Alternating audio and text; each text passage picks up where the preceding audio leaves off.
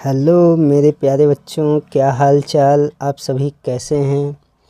और उम्मीद है कि आप सभी बहुत ही अच्छे होंगे और अपनी पढ़ाई भी अच्छे से स्टार्ट कर दिए होंगे, क्योंकि ये जो दीपावली का त्यौहार था ये आप लोग सावधानी पूर्वक मना चुके होंगे और किसी को कोई चोट तो नहीं आई है। सब लोग ठीक ठाक तो है ना? कोई समस्या तो नहीं है? चलिए, बहुत अच्छा। अब फिर से आप लोग अपने बोर्ड एग्ज़ाम की तैयारी में जुट जाइए। और आज फिर से आप सभी प्यारे बच्चों का स्वागत और अभिनंदन है अपने इस यूट्यूब पर। और हम लोग आज से अपनी इस क्लास की श्रृंखला को हम लोग आगे बढ़ाएंगे। और जैसा कि आपको पता है कि हम लोग जो है मैपिंग प्रोजेक्ट का काम कर रहे थे और उसमें कई सारे सवाल हम लोग कर चुके थे, 2 क्वेश्चन शायद कर चुके थे। आज बढ़ते हैं हम लोग तीसरे क्वेश्चन की ओर। फिर से वही चीज़ देखिए, ऊपर एक निर्देश दिया गया है कि भारत के दिए गए मानचित्र में निम्नलिखित को दर्शाइए। तो ये तीसरी क्लास आप कर रहे हैं और आप हालांकि समझ चुके होंगे कि कैसे अब क्या करना है। तो हम लोग देरी ना करते हुए सीधे आते हैं क्वेश्चन पर। पहला क्वेश्चन कह रहा है कल्पक्कम परमाणु ऊर्जा केंद्र इस चिन्ह के द्वारा नाम सहित दर्शाना है। ये पहला सवाल है। दूसरा सवाल ये है कि मुंबई बंदरगाह को इस तरीके से सिंबल देना है और नाम सहित दर्शाना है। तीसरा कह रहा है पर्वतीय मिट्टी का एक क्षेत्र और ये सिंबल देना है चिन्ह द्वारा नाम सहित। चौथा क्वेश्चन कह रहा है लौह अयस्क क्षेत्र, यानी कि जहाँ पे आयरन ओर पाया जाता है लौह अयस्क, वो कह रहा है लौह अयस्क क्षेत्र, ये सिंबल और चिन्ह द्वारा नाम सहित दर्शाना है। पांचवा यानी कि सबसे लास्ट क्वेश्चन है आपका सेंट्रल रेलवे का मुख्यालय, ये चिन्ह देना है और उसके लिए नाम सहित आपको दर्शाना है। तो ये रहे हमारे 5 क्वेश्चन। हम लोग चलते हैं इस क्वेश्चन को हल करने के लिए और आगे बढ़ते हैं। तो हम लोग क्वेश्चन को पहले लिख लेंगे। जिससे इसमें कह रहा है, पहला क्वेश्चन है कल्पक्कम। जो कल्पक्कम परमाणु ऊर्जा केंद्र, ये जो कल्पक्कम परमाणु ऊर्जा केंद्र है, इसको हमको इस चिन्ह के द्वारा दर्शाना है, वो भी नाम सहित। अगला क्वेश्चन कहता है मुंबई बंदरगाह। मुंबई बंदरगाह, तो ये जो मुंबई बंदरगाह है इसको हमको इस तरीके से दर्शाना है नाम सहित। अगला क्वेश्चन है पर्वतीय मिट्टी। तो इस पर्वतीय मिट्टी के लिए हमको इस प्रकार का सिंबल बनाना है, इस प्रकार का ये है। अगला क्वेश्चन है लौह अयस्क क्षेत्र। लौह अयस्क क्षेत्र, ये जो हमको दर्शाना है वो कुछ इस प्रकार से दर्शाना है, इस प्रकार से। अगला कह रहा है सेंट्रल रेलवे का मुख्यालय। सेंट्रल रेलवे का मुख्यालय, तो ये हमारे सामने रहे क्वेश्चन। और इस क्वेश्चन को हमको किस प्रकार से दर्शाना है, हम लोग पहले क्वेश्चन को देख लेते हैं और फिर हम लोग सीधे आते हैं मैप पे और जानते हैं मैप का सवाल है। और ये सवाल बेहद ही आसान है। हम लोग चाहें तो बहुत ही आसान तरीके से इस क्वेश्चन को पूरी तरीके से अच्छे से कंप्लीट कर लेंगे। और यहाँ पर आप जानते हैं कि जैसा कि 10 क्वेश्चन मैपिंग से रहेगा, यानी कि 10 नंबर के, और आप जानते हैं कि 10 नंबर बहुत ही आसानी से आपको मिल जाएंगे, तो इसमें कोई समस्या भी नहीं है। तो हम लोग चलते हैं पहले क्वेश्चन को। पहला क्वेश्चन कह रहा है कल्पक्कम परमाणु ऊर्जा केंद्र, इसके लिए ये वाला सिंबल देना है। तो सबसे पहली बात, इस सवाल को हल करने के लिए आपको करना क्या होगा, आपको करना यही होगा कि ये जो कल्पक्कम परमाणु ऊर्जा केंद्र है ये है कहाँ, ये आपको समझना है।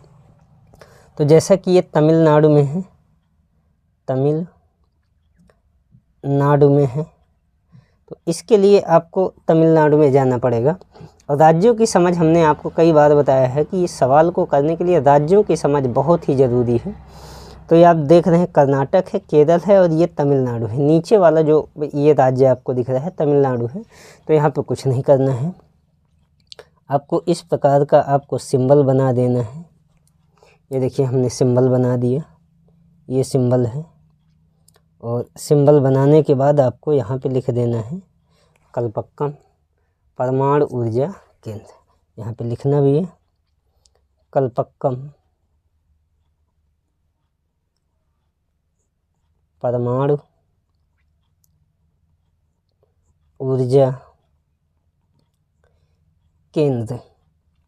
तो ये आप यहाँ पे ऐसे नोट कर दिए। तो एक सवाल का एक जवाब आपका पूरा हुआ। चलते हैं अगले क्वेश्चन पे। कहता है मुंबई बंदरगाह। आपको जैसा पता होना चाहिए कि जो मुंबई बंदरगाह है ये कहाँ है। तो मुंबई तो सब लोग जानते हैं कि ये रियल में महाराष्ट्र में है।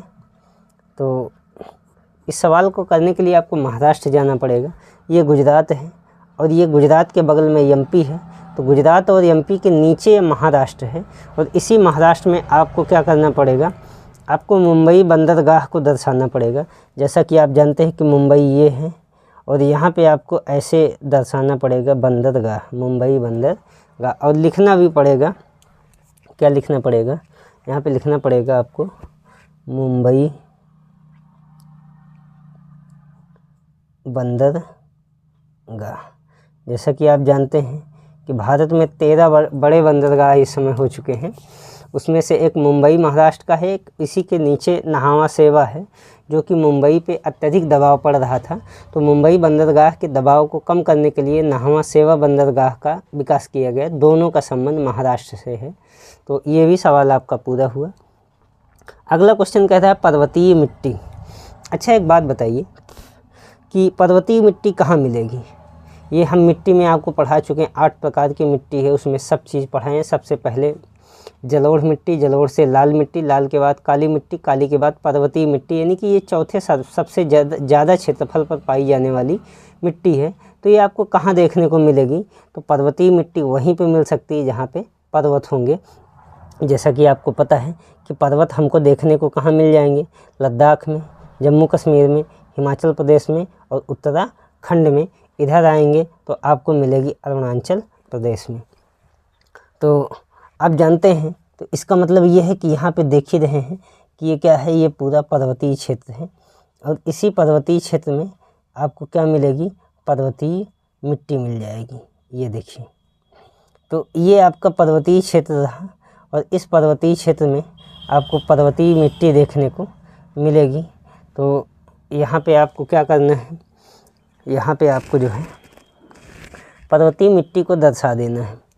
कैसे दर्शाना है, तो आप जानते हैं कि ये पूरा पर्वतीय मिट्टी का क्षेत्र है। ये देख ही रहे हैं, ये है।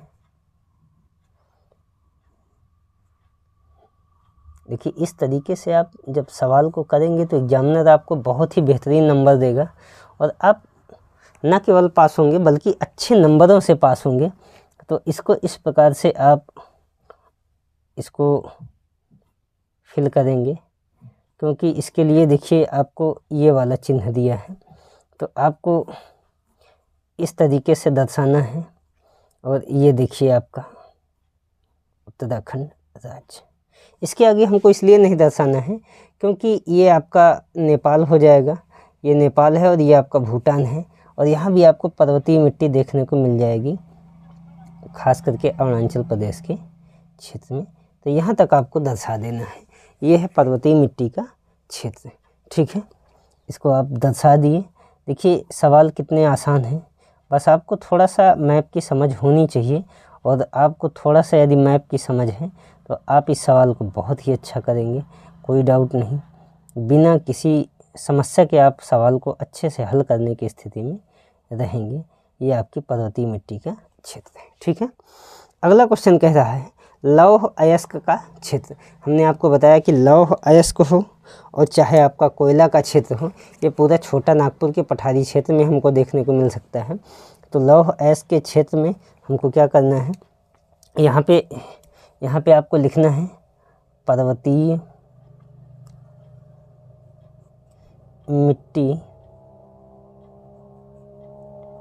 का क्षेत्र, तो ये आपको लिख देना है। तो एक सवाल ये भी पूरा हो गया। अगला लौह अयस्क का क्षेत्र। लौह अयस्क आप जानते हैं छोटा नागपुर के पठारी क्षेत्र में मिलता है। तो यहाँ पे आप लौह अयस्क का क्षेत्र यहाँ पे आप बना दीजिए, दर्शा दीजिए और लिख भी दीजिए लौह अयस्क का क्षेत्र। ये देखिए एक सवाल ये भी पूरा हो गया आपका, ठीक है। और अगला क्वेश्चन है सेंट्रल रेलवे का मुख्यालय। जैसा कि आपको पता है कि सेंट्रल रेलवे जो है ये आपका महाराष्ट्र में है, तो यहाँ पे आपको दर्शाना है महाराष्ट्र में जाके सेंट्रल रेलवे। तो ऐसे आपको इसके लिए ये चिन्ह बनाना है। ये देखिए ये आपका बन गया सेंट्रल रेलवे, यहाँ लिखना भी पड़ेगा सेंट्रल रेलवे का क्षेत्र। तो ये इस तरीके से आपके पांचों क्वेश्चन पूरे हो गए। देखिए पहला क्वेश्चन उसमें कहा था कल्पक्कम परमाणु ऊर्जा केंद्र, तो ये तमिलनाडु में है, यहाँ पे आपको दर्शाना है। दूसरा मुंबई बंदरगाह है, आप देख ही रहे हैं, महाराष्ट्र में दर्शाना है। तीसरा सवाल है पर्वतीय मिट्टी, ये आप देख ही लिए पर्वतीय मिट्टी का क्षेत्र यहाँ पे। और आपका जो अगला क्वेश्चन है लौह अयस्क का क्षेत्र, आप देख ही रहे हैं। अगला है सेंट्रल रेलवे का मुख्यालय। तो इस प्रकार से आपके ये सारे सवाल पूरे हो गए। तो चलिए बहुत बहुत बधाई, बहुत बहुत धन्यवाद आप सभी बच्चों का। और फिर मिलते हैं हम लोग अगली क्लास में, तब तक के लिए दीजिए इजाज़त।